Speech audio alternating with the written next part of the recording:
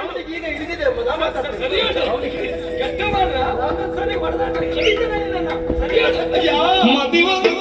ಮದಿವಂತಗಳನೆ ಕೇಳೋ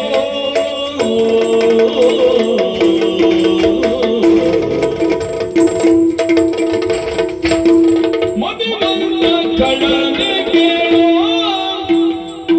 ಓ ಮದಿವಂತ ಕಳನೆ ಕೇಳೋ ಪೌಲಸ್ತ್ಯನ ಸುತ ನಿನ್ನ ತಾತ ತಾಡೋ ಪೌಲಸ್ತ್ಯನ ಸುತ ನಿನ್ನ ತಾತ ತಾಡೋ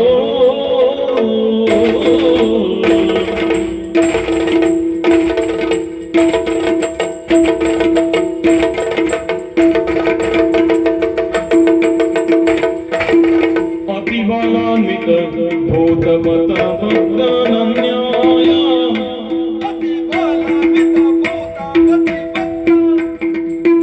ಅತಿಬಲಾನ್ವಿತ ಭೂತಮತಿ ಭಕ್ತಾನನ್ಯಾಯ ಪದಗತಿಯವನಲ್ಲ ಶ್ರುತಿ ಶಾಸ್ತ್ರ ಕೋವಿದ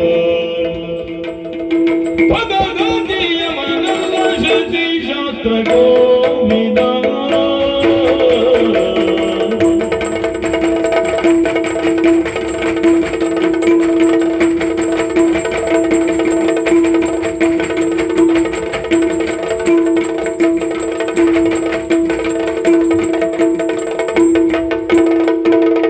ಮದಿವಂತಗಳನೆ ಕೇಳು ಪೌಲಸ್ತ್ಯನ ಸುತ ನಿನ್ನ ತಾತ ತಾಡೋ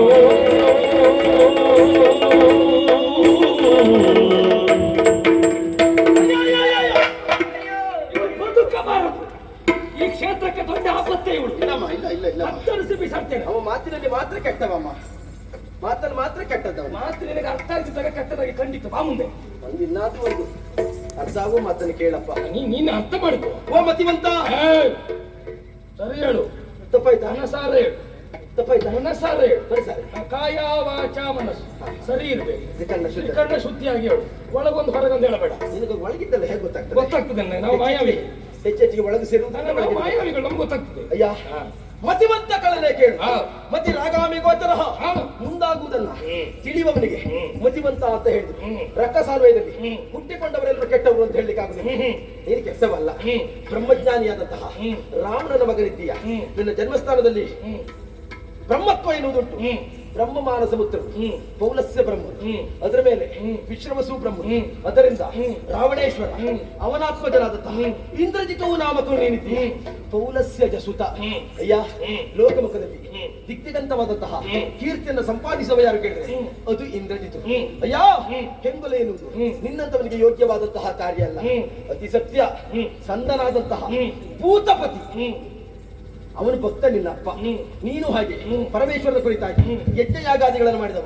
5 ಯಜ್ಞವನ್ನು ಮಾಡುವಂತ ಸಂದರ್ಭದಲ್ಲಿ ದಿಗ್ವಿಜಯಕ್ಕೆ ಹೋದಂತ ನಿಮ್ಮ ಅಪ್ಪ ಬಂದು, ಮಗನೇ ಇದು ನಾವು ಮಾಡಬೇಕಾದಂತ ಕಾರ್ಯ ಅಲ್ಲ, ವಿಕ್ರಮದಿಂದ ನಾವು ಮತ್ತೊಬ್ಬರನ್ನು ಗೆಲ್ಲಬೇಕು, ರಾಕ್ಷಸಿ ಪ್ರವೃತ್ತಿಯಿಂದ ಮತ್ತೊಬ್ಬರಿಗೆ ಹಿಂಸೆಯನ್ನು ಕೊಡಬೇಕು, 7 ಬೇರೆ ಅಂತ ಯಜ್ಞ ದೀಕ್ಷಿತನಾದಂತ ನಿನ್ನನ್ನು ಮೇಲೆ ಎಬ್ಬಿಸುವುದರ ಮೂಲಕವಾಗಿ ಯಜ್ಞದಿಂದ ಪುಣ್ಯವನ್ನು ಸಂಪಾದನೆ ಮಾಡಿದವ ಯಾರು ಕೇಳಿದ್ರೆ ಅದು ನೀನು ಮಾತ್ರ. ನಿನ್ನಂತಹ ಯೋಗ್ಯತಾವಂತನಿಗೆ ಭೂತಪತಿಯ ಭಕ್ತನ ಪುತ್ರನಾದಂತಹ ನಿನ್ನಂತವನಿಗೆ ಯೋಗ್ಯವಾದ ಕಾರ್ಯ ಅಲ್ಲ. ಆದ್ದರಿಂದ ಇವಳನ್ನು ಬಿಟ್ಟು ಬಿಡ.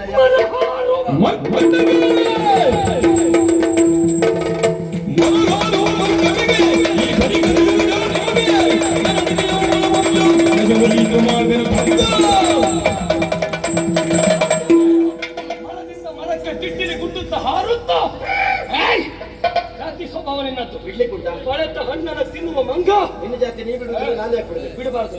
ನೀನು ಬಿಡಬಾರ್ದು, ನಾನು ಬಿಡುದು. ಒಳ್ಳೆಯವನು, ನಾನು ಒಳ್ಳೆಯವನು ಕೆಟ್ಟವನು ಅಂತ ನೀನು ಹೇಳಬೇಕಾದಿಲ್ಲ. ಪ್ರಮಾಣ ಪತ್ರ ನೀನು ಕೊಡುವುದು ಬೇಡ, ಎಲ್ಲ ನಾನೇ ಅಪ್ಪ ಕೊಡ್ಬೇಕು. ಕೊಡ್ತಾನೆ. ನಮ್ಮವ್ರು ಪ್ರಮಾಣ ಪತ್ರ ಕೊಟ್ಟದ್ದು ದೊಡ್ಡದಲ್ಲ, ಬೇರೆಯವರೇ ಕೊಡ್ಬೇಕು. ನಿನಗೆ ಇದುವರೆಗೆ ನಿಮ್ಮವ್ರು ಮಾತ್ರ ಕೊಟ್ಟದ್ದು, ಈಗ ಬೇರೆಯವರು ನಾವು ಕೊಡ್ತಾ ಇದ್ದೇವೆ. ಮಂಗ ತಕೊಂಡು ಇನ್ನಾದ್ರೂ ಒಳ್ಳೇದ. ಮಂಗ ಕೊಟ್ಟದ್ದು ಬೇಡ. ಮಂಗ ಕೊಟ್ಟದ್ದು ನಿಂಗೆ ಕೆಲಸ ಮಾಡ್ಕೊಳ್ಳಿಕ್ಕೆ ಕಷ್ಟ ಮಂಗ ಆಗ್ತದೆ. ಕೊಟ್ಟದ್ದು ರಾಮನಿಗೆ ಇರಲಿ, ಆಯ್ತು ಆಯ್ತು, ನಮಗೆ ಬೇಡ. ರಾಮನಿಗೆ ಮಂಗ ಕೊಟ್ಟದ್ದು ಉಂಟು, ದೇವತೆಗಳು ತೊಂದರೆ ಇಲ್ಲ. ಋಷಿ ಮುನಿಗಳು ಕೊಟ್ಟದ್ದು ಉಂಟು. ನಮಗೂ ಕೊಟ್ಟಿದ್ದಾರೆ ದೇವರು. ನಾನು ಕೊಟ್ರೇನು, ರಾಮ ಕೊಟ್ರೇನು? ಇಲ್ಲ, ಆಗುದಿಲ್ಲ. ನನಗೆ ರಾಮ ಪ್ರಶಸ್ತಿ ಕೊಡುವ. ನೀನು ರಾಮ ಒಂದೇ. ಒಂದೇ ಅಂತಲ್ಲ, ನಾವು ಒಂದೇ ಪಕ್ಷದವರು. ಪಕ್ಷ ಆದ್ರೂ ಆಗುದಿಲ್ಲ. ಯಾಕೆ? ಪಕ್ಷ ಆದ್ರೂ ಆಗುದಿಲ್ಲ. ಯಾಕೆ? ಆ ಪಕ್ಷ ಹೌದು ಅಂತಾದ್ರೆ ವಿಭೀಷಣ ನಿಮ್ಮ ಸಾಲಿಗೆ ಸೇರುವುದಿಲ್ಲ. ಅವನಿಗೆ ನಮ್ಮ ಪಕ್ಷ. ಅವರ ಅಕ್ಕಸನೇ ಅವನಿಗೆ ನಮ್ಮ ಪಕ್ಷ. ಪಕ್ಷ ಮಾತ್ರ ಬಿಟ್ಟರೆ ಸ್ವಭಾವ ಆಗುದಿಲ್ಲ, ಜಾತಿಯದಾಗುದಿಲ್ಲ.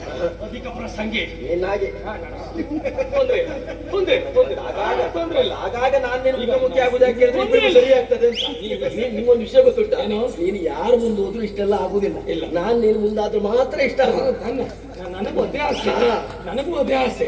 ನಾನು ನಿನ್ನ ಮುಂದೆ ಬರಬೇಕು, ನಿನಗೇ ಪಾಲಿಸ್ಬೇಕು, ನಿನಗೇ ಕಲಿಸ್ಬೇಕು. ಅದು ಒಂದು ತಿಳಿಬೇಕು, ಯಾವುದು? ಹಿಂದ ಹಿಡಿದ ಮಾತಿಗೆ ಇಂದು ಉತ್ತರ ಅಲ್ಲ, ಇಂದು ಬಂದ ಪ್ರಶ್ನೆಗೆ ಮುಂದೆ ಉತ್ತರ ಅಲ್ಲ.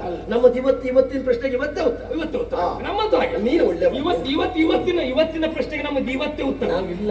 ನಾಳೆ ಮತ್ತೆ ನಮ್ಮದು ಉತ್ತರ ಇಲ್ಲ. ಸರಿ, ಸರಿ. ಇವತ್ತೇ ಉತ್ತರ. ಹಾ. ಇಲ್ಲಾಗ್ಲಿ ಮೇಲಾಗ್ಲಿ ಆಚೆ ಆಗ್ಲಿ ಈಚೆ ಆಗ್ಲಿ ಉತ್ತರ ಇವನಿಗೆ ಕೊಡುವುದು, ಅದು ಒಂದು ವಾಸ್ತವ ಉತ್ತರ ಇವನಿಗೆ ಕೊಡುವುದು, ವಾಸ್ತವ. ಕೊಡುವವ ಇವನೇ ಆಗಿದ್ದಾರೆ. ಅಲ್ಲ, ಒಂದು ವಾಸ್ತವ ಸತ್ಯ ಏನು ಗೊತ್ತಾ? ಏನು? ಹಿಂದಾಗ್ಲಿ ಮುಂದಾಗ್ಲಿ ಮೇಲಾಗ್ಲಿ ಕೆಳಗಾಗ್ಲಿ ಮರೆಯಲಾಗ್ಲಿ ಹಾ. ನೀನು ಮಾತಾಡುದು ಬಿಡು. ಮಾತಾಡ್ತೇನೆ. ಮಾತಾಡು. ಅದು ಮಾತು ಸರಿ ಆಡ್ತೇನೆ, ಸರಿ, ಸರಿ. ಅಸಂಬದ್ಧ ಆಡುದಿಲ್ಲ. ಆ ಪ್ರಜ್ಞೆ ಬೇಕು. ಸುಸಂಬದ್ಧ ನಾನಾಡುವುದು ಸತ್ಯ ಅಂತ, ನಾನಾಡುವುದು ಸರಿ ಅಂತ ಕಲ್ಪನೆ ಬೇಕು. ನನ್ನ ಕಲ್ಪನೆ ಅಲ್ಲ, ಅದು ವಾಸ್ತವ ಇಲ್ಲದೆ ಹಾಗೆ. ಆಯ್ತು. ಹಾ. ನೀ ಹೇಳಿದ್ದೆ ಸರಿ. ನಾನು ಹೇಳಿದ್ದೆ ಸರಿ.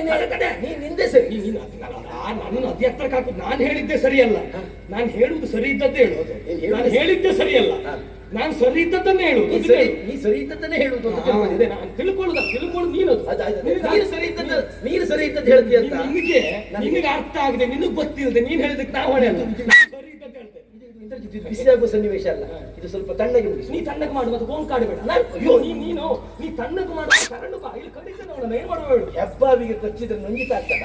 ಯಾವುದು? ಹೆಬ್ಬಾವಿಗೆ ಕಚ್ಚುವುದಕ್ಕೆ ಸಾಮಾನ್ಯ ಹಾವಿಂದ ಆಗುದಿಲ್ಲ, ಹಾ. ಹೆಬ್ಬಾವಿಗಿಂತ ದೊಡ್ಡದಾಗಬೇಕು. ಹೌದು. ಹಾಗಾಗಿ ನೀ ನನಗೆ ಕಚ್ಚಲಿಕ್ಕೆ ನಿನ್ನಿಂದ ಆಗುದಿಲ್ಲ. ನನಗಿಂತ ದೊಡ್ಡದಲ್ಲ, ನಾ ಸಣ್ಣದಪ್ಪ. ನೀ ಎಷ್ಟೊತ್ತಿಗೂ ಸಣ್ಣದೆ. ಸಣ್ಣದು. ನನ್ನ ನೆನಪಿಲ್ಲ. ಆಯ್ತು, ಆಯ್ತು, ಮತ್ತೆ ಆಯ್ತು, ಆಯ್ತು. ಸಣ್ಣದಂತ ಮತ್ತೆ ಹಾರಬೇಡ. ಆಯ್ತು, ಹಾರುದು ಕೇಳಬೇಡ. ನಿನ್ನ ಮುಂದೆ ನಾನು ಹಾರ್ಲಿಕ್ಕೆ ಆಗ್ತದ? ಇಲ್ದಿದ್ದೆಲ್ಲ ಹೇಳ್ಬೇಡ. ಇಲ್ಲ ನಾನು ಹೇಳುದು. ನೀನಿರುವಾಗ ನಾನು ಯಾಕೆ ಆಡುದು? ಅಲ್ಲ, ಇಲ್ದಿದ್ದು ನೀನಿರುವಾಗ ನಾನು ಯಾಕೆ ಹೇಳುವುದು? ಯಾಕೆ? ನಾನಿರುವಾಗ್ಲೇ ನೀನು ಇಲ್ದಿದ್ದು ಹೇಳ್ಬೇಡ. ಇಲ್ದಿದ್ದು ಹೇಳಿದ್ರೆ ಇನ್ನು ಬಂಡವಾಳ ಬಯಲಾಗ್ತದೆ. ನೀನಿದ್ದಾಗ, ನೀನ್ ಇಲ್ದೇ ಇದ್ದಾಗ ಒಂದು ನಾಟ್ಯಕ್ಕೆ ನೀನಿದ್ಯಲ್ಲ. ನಾನಿದ್ದಾಗ ನೀನು ಇಲ್ದೇ ಇದ್ದದ್ದು ಹೇಳ್ಬಾರ್ದು. ಯಾಕೆ? ನೀನು ಇಲ್ದೇ ಇದ್ದದ್ದು ಹೇಳಿದ್ರೆ ನಾನು ಅದಲ್ಲ ಇದ್ದದ್ದು ಇದೆ ಎನ್ನುವಾಗ ಸರಿ ಹೇಳ್ತೇನೆ. ಆಗ ನಿನ್ನದು ಲೋಕದಲ್ಲಿ ಒಂದು ಕ್ರಮ ಯಾವುದು ಗೊತ್ತಾ? ಯಾವುದು? ಎಲ್ಲ ಅವರವರು ಆಡುವುದು ಅವ್ರಿಗೆ ಸರಿ ಇರ್ತದೆ, ಇನ್ನೊಬ್ಬರದ್ದವ್ರಿಗೆ ಸರಿ ಕಾಣುವುದಿಲ್ಲ. ಈಗ ಸರಿ ತಪ್ಪನ್ನು ವಿಮರ್ಶಿಸಿ ಮಾಡಿ ಅದನ್ನ ಸತ್ಯಾಸತ್ಯತೆಯನ್ನು ಒಪ್ಪಬೇಕಾದವರು ಯಾರು? ಅವರು ಒಪ್ಪಿದ್ರೆ ಮಾತ್ರ ಅದರಲ್ಲಿ ಸತ್ಯ ಯಾವುದು ಸುಳ್ಳು ಯಾವುದು ಅಂತ ತಿಳಿತದೆ. ಈಗ ನೀನಾಡುವುದು ನಿನಗೆ ಸರಿ, ನಾನಾಡುವುದು ನನಗೆ ಸರಿ, ಅದನ್ನು ಬಿಟ್ಟು ಪ್ರಕರಣವನ್ನು ಮುಂದುವರಿಸಿ ಇಲ್ಲಿಗೆ ಬಂದಿದ್ದೇವೆ. ಇದನ್ನು ಮಾಡುವುದು ಸರಿಯಲ್ಲ. ನಾನು ಲೋಕಕ್ಕೂ ಸರಿಯಾಗುವುದು ಮಾತಾಡ್ತೇನೆ. ಲೋಕಕ್ಕೂ ಸರಿಯಾಗುವುದು ಹಿಂದೆ ಸರಿ ಆದದ್ದು ಸರಿ ಆಗಬೇಕು. ಹಾಗಾದ್ರೆ ಲೋಕಕ್ಕೆ ಸ್ತ್ರೀ ಹತ್ಯೆ ಸರಿಯಾ? ಹಾ? ಸರಿಯಲ್ಲ, ಕೊಲ್ಲಬೇಡ. ಲೋಕಕ್ಕೆ ಸ್ತ್ರೀ ಹತ್ಯೆ ಸರಿಯಲ್ಲ.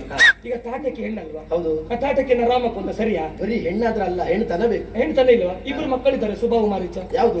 ಸುಬಾವು ಮಾರೀಚ. ಮಕ್ಕಳಿದ್ರೆ ಮಾತ್ರ ಅಲ್ಲ, ಹೆಣ್ಣುತನ. ಹಾಗಲ್ಲ ಹೆಣ್ಣುತನ ಇಲ್ಲ ಅಂತ ನೀ ಹೇಗೆ ಹೇಳ್ತಿ? ನಾ ಹೇಳುದು ಅಲ್ಲ, ಹೆಣ್ಣುತನ ಇಲ್ಲ ಅಂತ ಹೇಗೆ ಹೇಳ್ತಿ? ಈಗ ಹೆಣ್ಣುತನ ಅಂದ್ರೆ ಅಲ್ಲ, ಇಲ್ಲ ಅಂತ ಹೇಗೆ ಹೇಳ್ತಿ? ಹೆಣ್ಣುತನ ಅಂತ ನೀ ಇಲ್ಲ ಅಂತ ಹೇಗೆ ಹೇಳ್ತೇನೆ? ನಾನು ನಿನ್ನಲ್ಲಿ ಕೇಳ್ತೇನೆ. ಈಗ ಹೆಣ್ಣುತನ ಅಂತ ಹೇಳಿದ್ರೆ ಯಾವುದು? ಕ್ಷಮೆಯ ದರಿದ್ರಾಗಬೇಕು, ಕಾರ್ಯೇಶು ದಾಸಿ, ಕರಣೇಶು ಮಂತ್ರಿ, ಭೋಜೇಶು ಮಾತಾ, ರೂಪೇಶು ರಂಭ, ಶಯನೇಶು ರಂಭ, ರೂಪೇಶು ಲಕ್ಷ್ಮಿ ಆಗ್ಬೇಕು.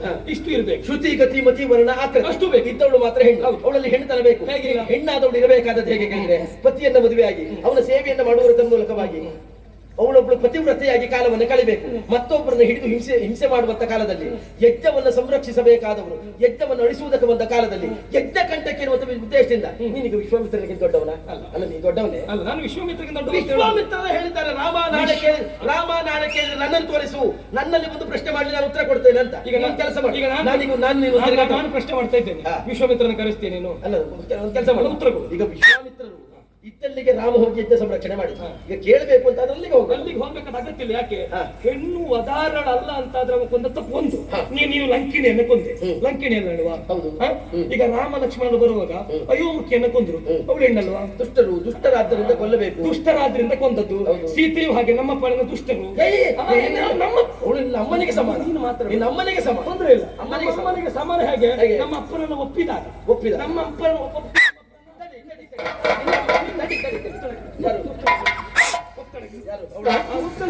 ನನ್ನ ಅಮ್ಮನಿಗೆ ಸಮ ಅಂತ ಹೇಳುವ ನೀನು. ನನ್ನ ಅಮ್ಮನಿಗೆ ಸಮ ಅಂತ ಹೇಳುವ ಅಪ್ಪನ ಒಪ್ಪಬೇಕು. ಒಪ್ತೇನೆ ನಮ್ಮ ಅಪ್ಪನ ಇಲ್ವಾ?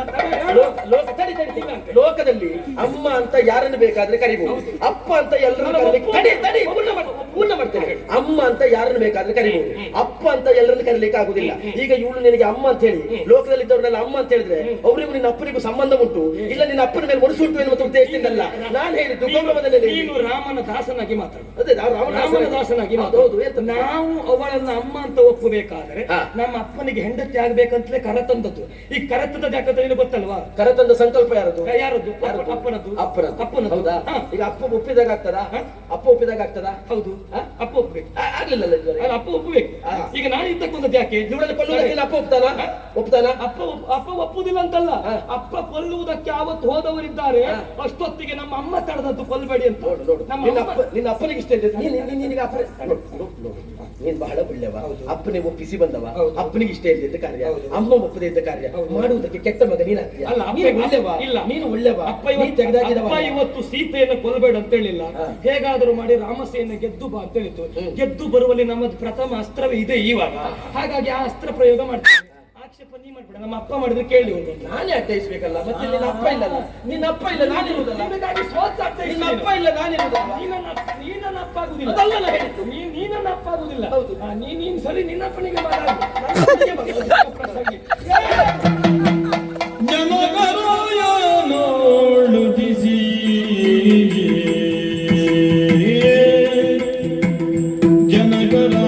ಜನಗರಾಯನೋಳುದಿಸಿ ರಘುಕುಲ ರಾಜೇಂದ್ರನ ರಾಣಿ ಎಂದೆನಿಸಿ ರಘುಕುಲ ರಾಜೇಂದ್ರನ ರಾಣಿ ಎಂದೆನಿಸಿ ಎನಗಿಂತು ಪೂರ್ವ ಜನ್ಮದ ಕರ್ಮ ಬಿಂಬಿಡೆ ಅನುಭವಿದುದು ನೋಡಿದೆ.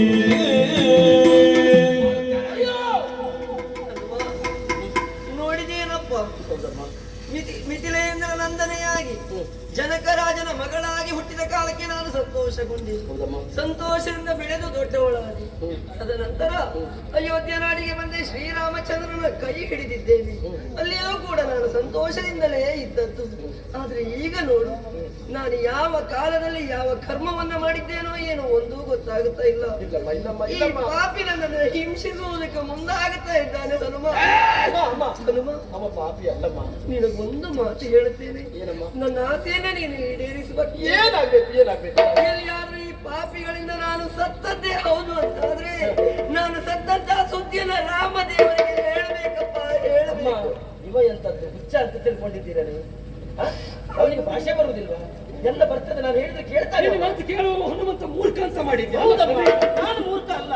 ಅಯ್ಯ, ದಿತಿ ಜಗರ ಅಗ್ಗಳನು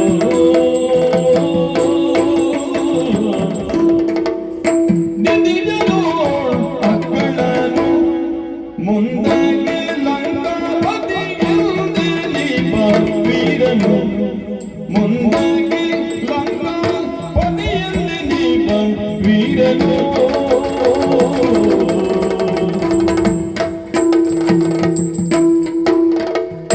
ಅತಿ ಪರಾಕ್ರಮಿ ಇಂದ್ರಜಿತು ಎಂದು ಕರೆಸಿಕೊಂಡು ಅತಿ ಪರಾಕ್ರಮಿ ಇಂದ್ರಜಿತು ಎಂದು ಕರೆಸಿಕೊಂಡ ತುಳ ಸಾಗರಿ ಘನ ಅಪ್ರತಿಮ ಬಲಾಢ್ಯನು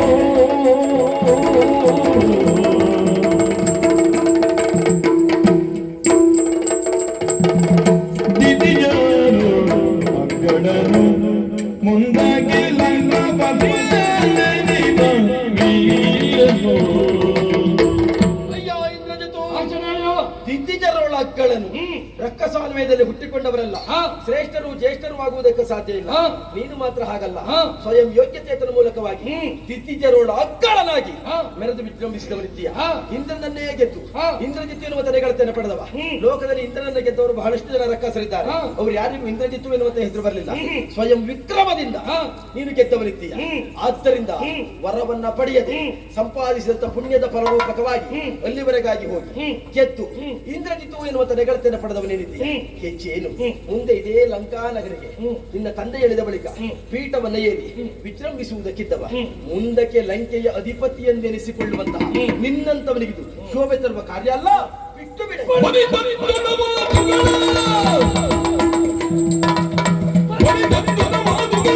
ಎನ ಬರೆದರೆ ಬಿಡಲಾನಿಗಳ ಎನ ಬರೆದರೆ ಬಿಡಲಾನಿಗಳ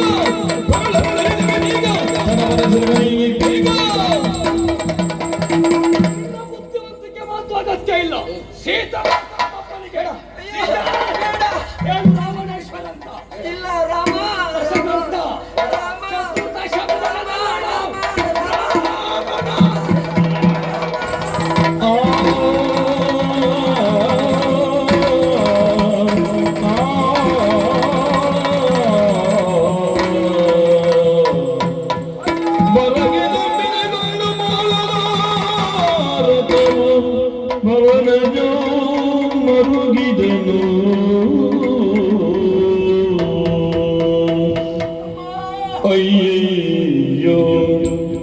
ಅವನಿಗೆ ಅಬಲೆಯರೋಳು ಸಗಲೆ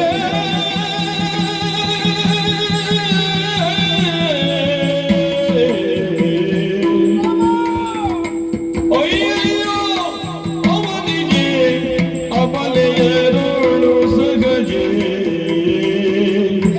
ಮೈಯ ಚಾಚುವುದಾಯ್ತೆ ನೆಲಕ್ಕೆ ಮೈಯ ಚಾಚುವುದಾಯ್ತೆ ನೆಲಕ್ಕೆ ಕೈಯಾರೆ ಕರ್ಮವ ಉಳಿಸಿದೆನಗೆ ಕೈಯಾರೆ ಕರ್ಮವ ಉಣಿಸಿದೆನಗೆ ಜಗದಯ್ಯನು ಏನೆಂಬೆನು ಜಗದಯ್ಯನು ಏನೆಂಬೆನ ಗಡ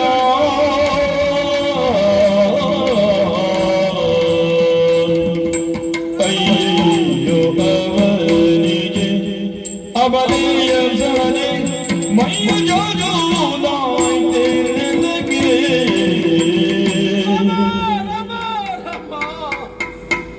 ಯಾವುದಕ್ಕಾಗಿ ಇದುವರೆಗೆ ಹೋರಾಟವನ್ನು ಮಾಡಿದವ ನಮ್ಮ ಪ್ರಯತ್ನಗಳೆಲ್ಲ ವ್ಯರ್ಥವಾಗಿ ಹೋಯಿತು.